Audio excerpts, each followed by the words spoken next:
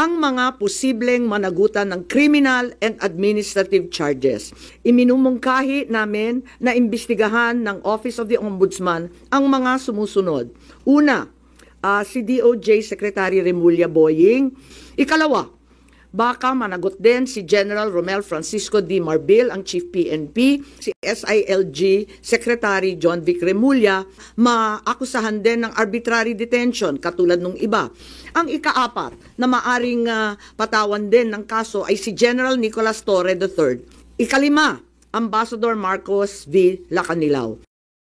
I would like to announced that the Committee on Foreign Relations has further findings following up on the preliminary findings initially issued several weeks ago.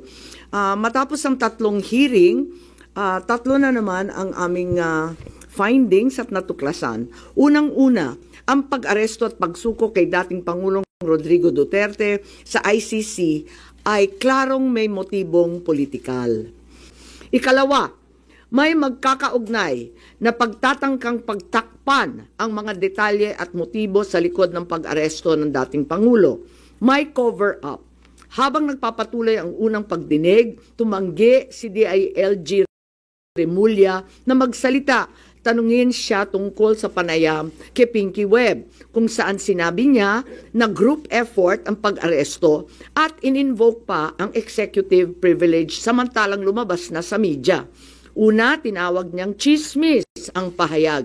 Ngunit nang mabisto, tinulungan na lamang ng kapatid at sinabing executive privilege na nga. Isa pang malakas na sandata ng administrasyon upang pigilan ng komite ang pagsisiwalat ng katotohanan ay paggamit ng tinatawag na subjudice rule. Halimbawa, nung mahuli si General Torre na nagbibigay ng maling pahayag tungkol sa pagmamadaling ilipat si PRRD sa Hague dahil daw sa Article 125 ng Revised Penal Code, ngunit nung ipunto na yung Revised Penal Code, Article 125, ay para lamang sa warrantless arrest, bigla niyang ginamit ang subjudice na naman.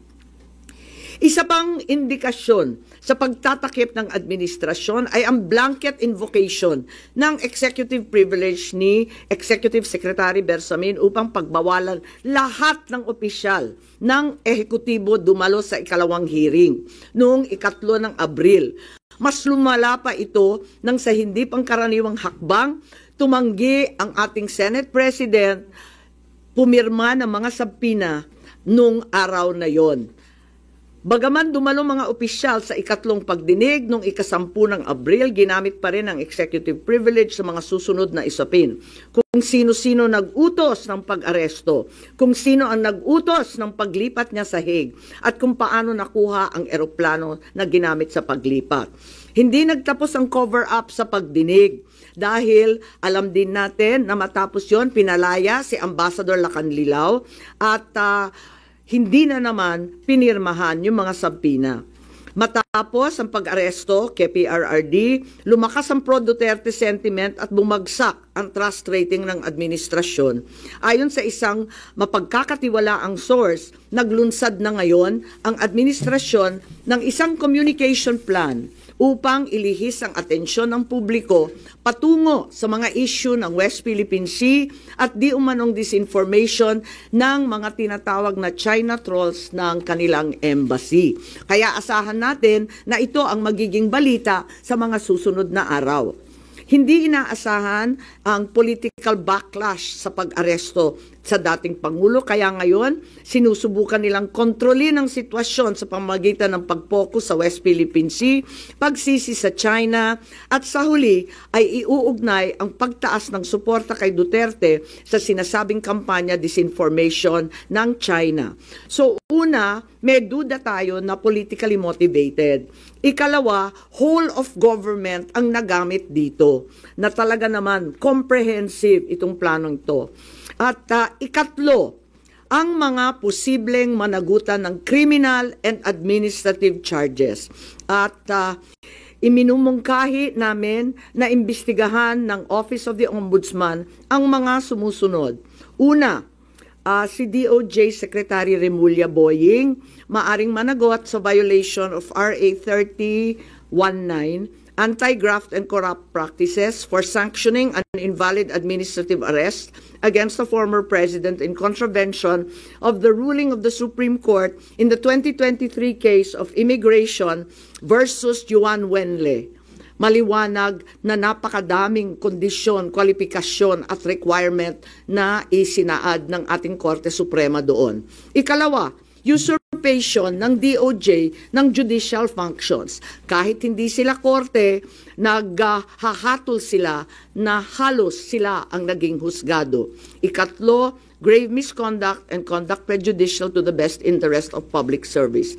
Ikalawa, baka managot din si General Romel Francisco D. Marbil, ang Chief PNP, sa arbitrary detention, Article 124 ng Revised Penal Code. Violation of RA 3019, anti-graft and corrupt practices for inducing or persuading General Torre to perform an act in violation of laws, rules, and regulations or an offense in connection with the official duties of the latter. Grave misconduct and conduct prejudicial to the best interest of public service.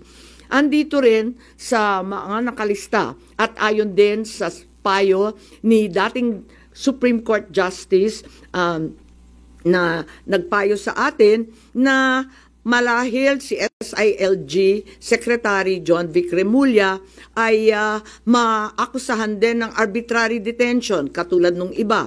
Violation of 319 for inducing General Torre and Marbil to perform an act in violation of the Constitution and our laws. Ikatlo, grave misconduct and conduct prejudicial to the best interest of public service. Ang ikaapat na maaring patawan din ng kaso ay si General Nicolas Torre III.